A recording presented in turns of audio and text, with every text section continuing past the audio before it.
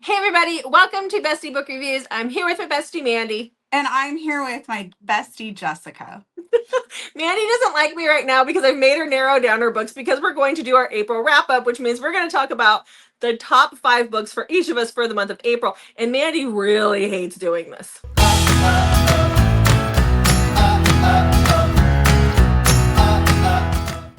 I do. I told you I was not participating, but yet here I am. I But actually yeah, even here you are. titled the video for our recording Jessica's wrap up. Did you notice that? I did notice that. I did.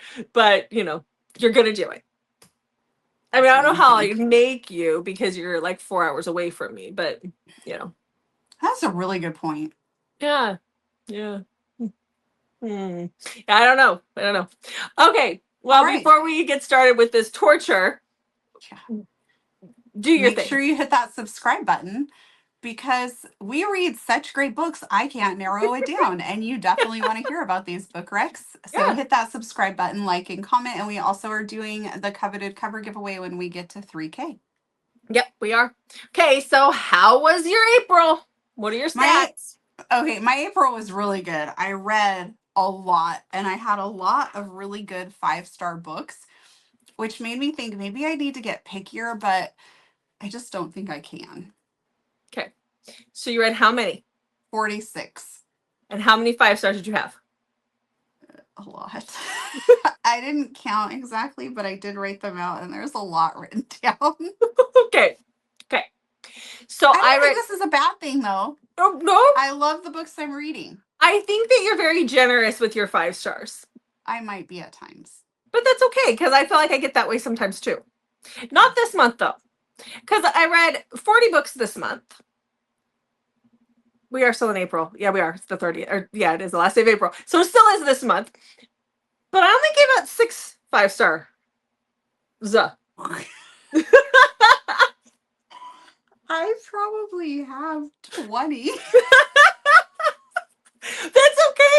We rate kind of out of enjoyment. You enjoyed the crap out of those books. No wonder you I had a did. hard I'm time gonna have to choosing. tighten the reins next month.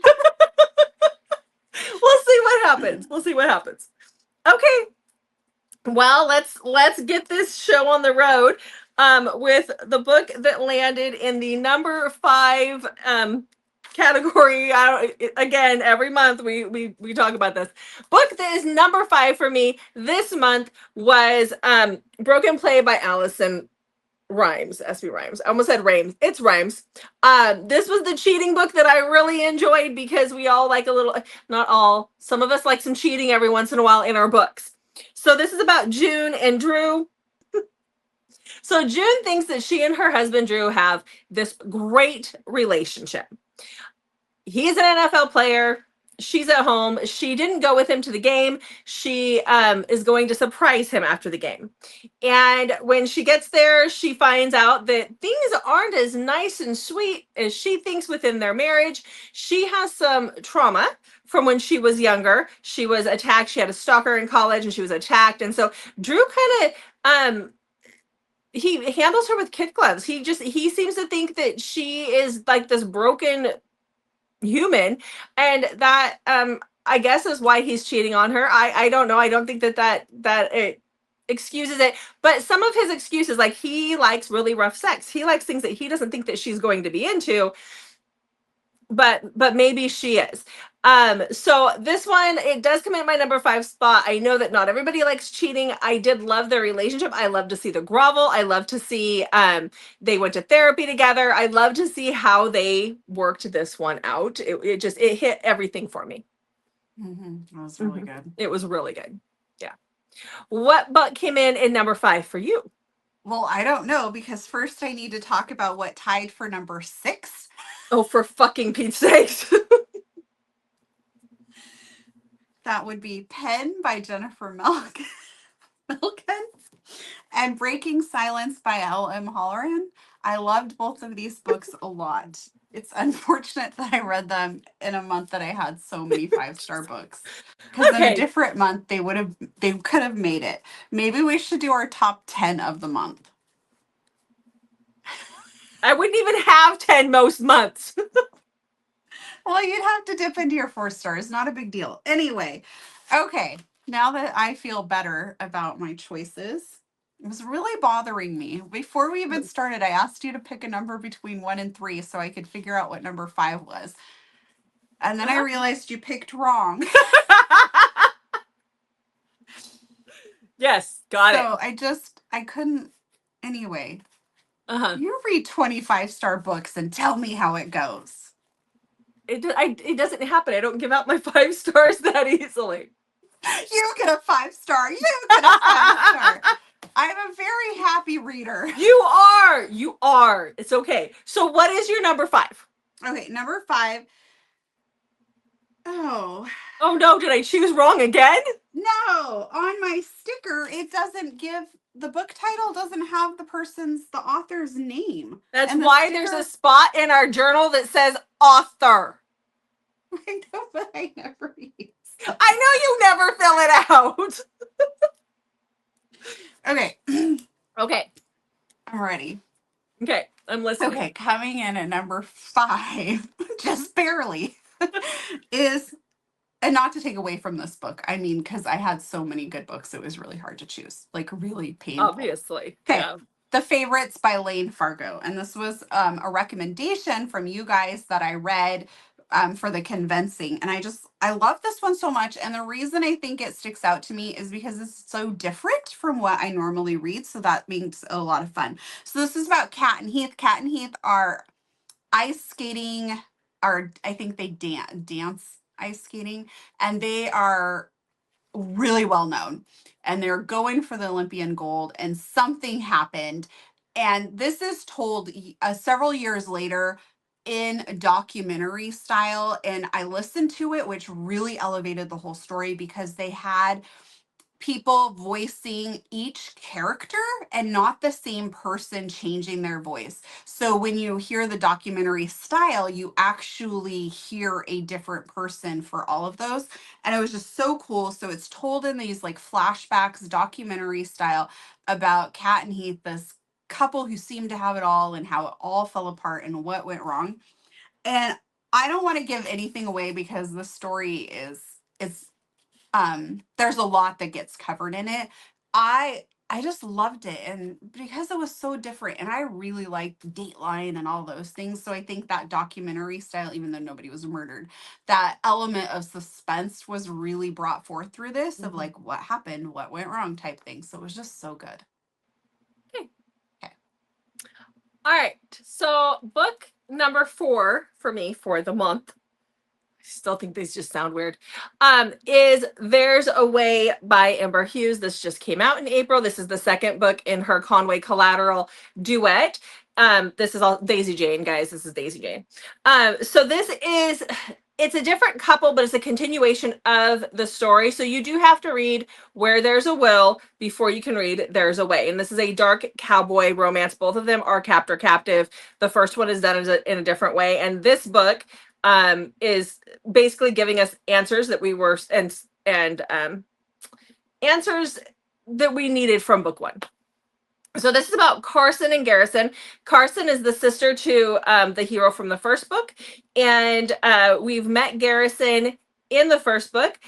He is not a very good guy. He works for Forrest, who is basically the bad guy in the first book, and he's on the run, but he's also kind of stalking Carson, and he has his reasons for that, but he decides that he's just going to take her one night and keep her as his captive in his house, chain around the ankle, but it's for her own good, just so you know. There's nothing much more that I can say about this one because I don't want to give anything away because you have to read both books, but loved it. I wish Daisy would write more dark because she did such a fabulous job with this. So Number 4 for me, Caitlin Can't Die. So good. By Liz Hamilton. Mm-hmm. Sorry. I love this book. It was so good. Again, really different, post-apocalyptic. So we have Caitlin, and the title kind of, when Liz was first talking about this, I kind of thought of the title as like Caitlin can't die, like she just can't, like she has to live. But it's actually not that way. It's basically all these things keep happening. The world is horrible. And she literally should have died a whole bunch of times, and she doesn't. So that's kind of where the title comes from. So, Caitlin, when we start the book out, the apocalypse has already happened, the world has already changed. And there are these like zombie like creatures running around that still, some of them still seem a little lifelike. And she needs tampons, which is just a really sucky situation to be in. But I appreciate that we're thinking about like real things that would actually be happening in the apocalypse. So she's trying to find that. She's with this guy that she went on a few dates with, and they've been surviving together. And she is really needs these tampons, and something happens and she almost dies. And Riley finds her, and that is where our story really kind of picks up, because Riley takes her, and then basically we really start to see that the zombies are really kind of the least bit of the problem here in the apocalypse. It's everyone else. And surviving just isn't really that great here. Mhm. But they have each other, so maybe things will start to turn around a little bit. But I really, really enjoyed it. So good. I can't wait for the next book in that series. I know. Yeah. I need to bug Liz and ask her when that's supposed to come. It might be I might already know. I think it's this summer. Anyhow, okay, so book number 3, the book that landed in the 3rd spot for me this month, is probably a good indicator that I need my head examined. I'm just gonna put that out there. So this is the like darkest of the darkest of the dark books that I have ever read, and it still made my number 3 spot, and that is Depravity by Ellie Sanders. I know, Mandy, I've told you things about this book, so I know you're thinking it. I know what you're thinking. Calling Jeff right now. So this is about Bryn and Conrad. So this is the second book in the Brother and Lord series. The first book was, at the time, I'd said it was one of the darkest books I'd ever read, and then Ellie decided to one up that and do this one. So this is this is so this reads more like thriller, or not necessarily thriller, horror romance than anything else. So I'm just going to put that out there. So this is about Bryn, who lives with her aunt and her grandpa. She, her mom, they don't know whatever happened to her. Her grandpa is in this secret society. He's pretty high up. And because her mom got pregnant with her and never told anybody who her dad was, then she's considered a bastard, and she is treated very poorly by her grandpa and her aunt. Her aunt doesn't like her because she looks like her mom, and the grandpa actually favored the mom over this aunt. And the aunt is only a few years older than Bryn, but she's abused by both her grandpa and her aunt. And then you have Conrad. He is crazy. He is just absolutely psychopathic crazy. And his brother is vying for the top spot in this secret society, and he's supposed to be marrying the aunt, Bryn's aunt. It's an arranged marriage. It's supposed to strengthen his brother's ties so that he can get this seat in the secret society that he's working towards. So Conrad's not happy about that. He doesn't like the aunt. She's a vapid bitch, and he doesn't like her, so he wants Bryn. The things that happen to Bryn on page are horrific. It's a forced marriage, captive situation. He does things to her that you cannot come back from. So when I tell you to check triggers, I mean check triggers. It is not romantic. At the end, you're scratching your head going, what did I read? What the hell did I just read? I had to put the book down several times because it is that dark and crazy. So I'm just going to give you that warning. It's nuts. It is absolutely nuts. But I still liked it. It was different. All right. Yeah. Thank you for sharing. I don't know about that one. Mm-hmm. Yeah. I have a really dark book on my list, but I'm not there yet. So we're going to lighten it up with Billionaire. Okay. Okay. So I have The Arrogant One by Marnie Mann. And this does have audio. I did listen to the audio system by Aiden Snow and Vanessa Edwin, and they did a phenomenal job. So this is the first book in the Weston Group series. So we have Sadie. Sadie is a food like blogger critic person, and she puts all of her stuff on Instagram. She's really well known, but nobody knows her face. So she will go to these restaurants and take pictures and eat food, and she just goes kind of incognito, and nobody knows who she is. And she's out one night checking out this new restaurant when she runs into this really hot guy, and they end up having a one night stand. And she kind of regrets that she doesn't get any of his information. Well, this guy is actually Hart from the Weston Group, and he is there scoping out the competition of for his family's restaurant. Now, this family is like billionaires. They own like all of these like really high-end restaurants, and he's supposed to be there scoping it out. But instead, he ends up having this one night stand. And he kind of regrets it as well that she's gone the next morning. Well, they end up running into each other, and from there, things kind of pick up. But the problem is going to be is that Sadie is supposed to be going to some of his restaurants, and she can't let him know who she is. But then she feels conflicted with this. So we kind of have this like different like forbidden love type feel to this whole story. I loved it so much. It was a lot of fun, and I just really enjoyed it. And did you guys get a good look at that cover? I didn't, because it's not here. I can't see it. You'll see it when you edit the video. I'll see it in editing. Yes. Okay. Well, the book that came in second place for me this month really provided the grovel. So and the first loser. No, there's no losers here. No. And that is Hunger in His Blood by Zoe Draven. So this one is the third book in her Brides of the Kylor series. Oh my gosh, this book it just did it for me. So this is about Irina and Calder. So Irina works in the keep, where Calder is the master of the keep. He's in charge of this area. And he has some hangups from when he was young. His uncle actually gave up everything when he was like the Lord of the Keep or whatever they call these guys. He gave up everything because he met a woman who was a housekeeper, just like Irina, and she manipulated him, and he literally lost everything because of the situation. So Calder is a playboy, but he will never touch one of the girls in his house. That's just not how he does things.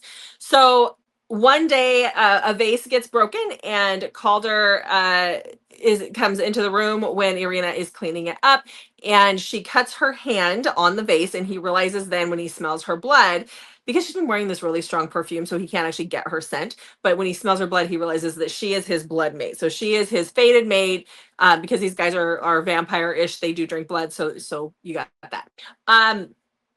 It leads him to a situation where he doesn't tell her she's his blood mate, but he has her sign a contract to be his blood giver, which then turns into a lot of uncertainty on her part. She doesn't understand a lot of what's going on. He totally does. It ends up in a fated mate, like a rejected bond situation. The grovel. Oh my God, this book was so angsty. It was so freaking good. And I'm totally doing a horrible job of talking about it. But you know what? It was good. So you just need to read it. It was the best. How about that? Does that work? Yes. It's just really hard, but the grovel and the angst was just on point. Okay. So my next book I knew would be on my top 5 when I read it at the beginning of the month. I loved it that much. I knew it would make the top 5. Mm-hmm. And that is, let me grab the book, Wicked Love by Willow Astor. This is part of the Single Dad's Playbook, and this is Bowie's story. So Bowie is all about his daughter, Becca. Becca has Down syndrome, and I can't remember if they were like just seeing each other or if they were actually, I think she was actually his girlfriend. And after Becca's born, she's just like, I don't want to be a mom, and basically just leaves. So Bowie has been raising her by himself for many years. I think she's like 6-ish in this. I might be totally off on that. I think she's about 6 though. And so she is in a school, and Bowie wants nothing, like he doesn't want a relationship. He's just, his focus is his daughter, hockey, and his teammates, and that's it. And so his daughter goes to this school that Poppy works at, and Poppy just really has this connection with Becca. And from there, her and Bowie like have interactions and things like that. And I just love this story so much. I'm trying to see if I'm missing a big part that's kind of fun at the beginning. They end up at a wedding together, and they end up sleeping together. And this does have an accidental pregnancy in it as well. So I just love this one so much. And before I'm done talking about it, I do want to point out that there is audio for it, and the audio is fantastic. We have Samantha Brentmore and J.F. Harding, and then Becca is done by Lily D. Moore, and it's just such a phenomenal audiobook. Like, I would not be surprised to see that it wins awards. So anyways, love this one so much. Jessica's missing. No, you've been going cutting back to me this whole time, and now all of a sudden it was my turn. You apparently needed me to do it for you. Sorry. I was waiting for you to do it. I'm like, why is she not changing it back? Okay. Some of us get used to being pampered, I guess. And apparently. I only had it in me to do it a couple of times. No, that was it. Then you were done. Yeah. Okay, well, let's talk about my top read of the month, the book that came in the number 1 spot. This one will be on... The monster at the end of this book? What? The monster at the end of this book, is that your number 1? The monster at the end of this book? Yeah, you don't remember that book from when we were little? Sesame Street, and it was Grover, and he's like, don't turn the page, there's a monster at the end of the book. And then like all these things keep happening. He keeps trying, like he puts bricks on the page, and then you turn it and all the bricks fall down, and he's like, no, stop, there's a monster at the end of the book. I didn't have those books. And big spoiler, at the end of the book, it's Grover. Just lovable Grover. No, I didn't have those books. You know, apparently I was deprived. You were. I'm going to go buy that for you and send it to you. Thanks. I'll appreciate that. Will you? Okay. I don't know what I would do with it, but sure. Okay. Well, my top book of the month is going to be on my top reads of the year. And I've talked about this a few times. I cannot stop thinking about this book, and it's been almost 3 weeks since I read it. And that is Death Valley by Karina Halley. Hey, that rhymes. But oh my gosh, this book. So this is about Aubrey.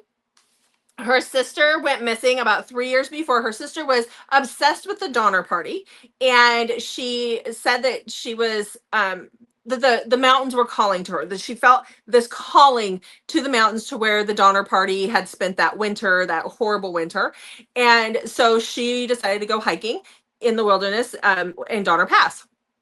Well, she went missing. Nobody's ever found her body. Nobody knows what happened to her.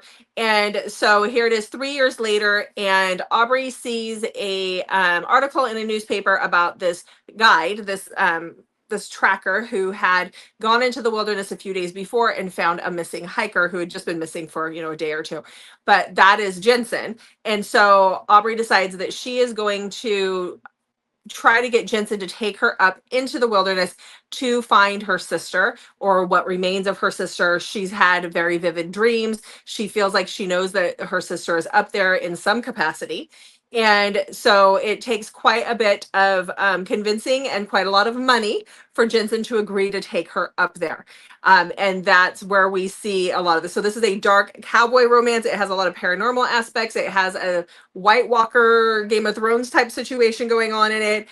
It is so good and so different, and I just could not put it down when I started it. Scared the crap out of me certain times. I get scared very easily. So reading it in the dark kind of sucked, but it was just so good. You have that survival situation, you have the dark cowboy, you have that White Walker type situation, and it just, it was perfect.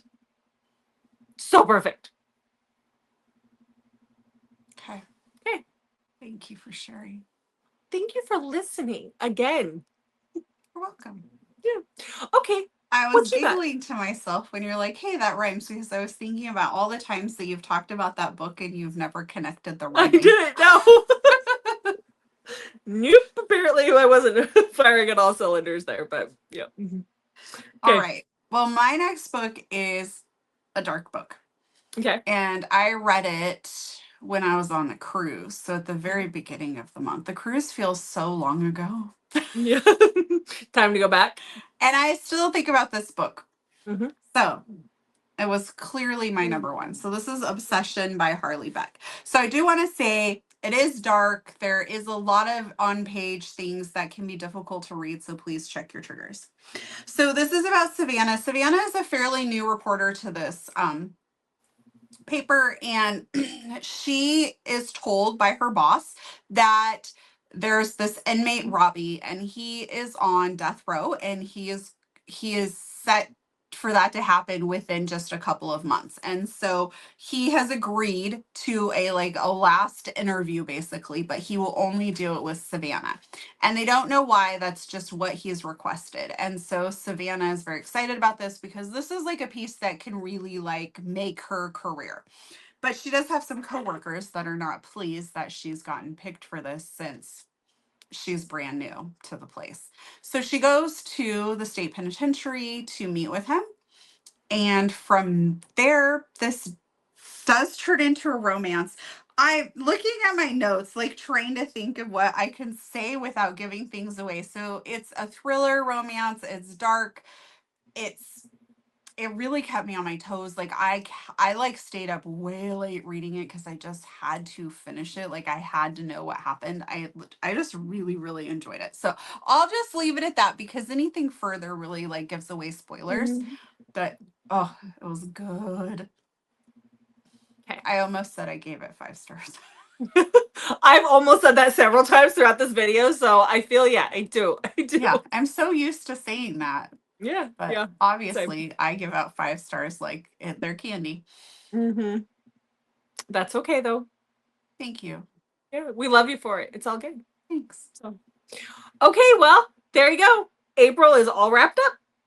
I'm just looking at my list and it's there's no rhyme or reason. It is all over the place with tropes and things. I have dark, I have apocalyptic, billionaire, a sweet Well, romance. I mean, I had horror, then alien, then whatever the heck Karina Hallie's is, somewhat paranormal. Dark cowboy is what you keep calling cheating. it. Yeah, it is dark cowboy. Oh, so good. I gotta find more of those. Yeah. Mm-hmm. All right. There you go. Well, that ends April. Mm-hmm. May is going to be another one that's really hard because there are so many good releases coming out. Yep. I know. Tomorrow I get my arc for read from BJ Alpha. Okay. Wrap this up. Well, thanks for being here. Thanks for subscribing. Let us know, what was your top read of the month? We want to know.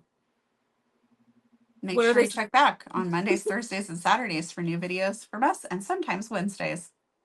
Mandy already thanked you, but it's me. I get to do that too. So thanks for watching, guys. We'll see you in the next video. I keep taking over the ending. I'm sorry.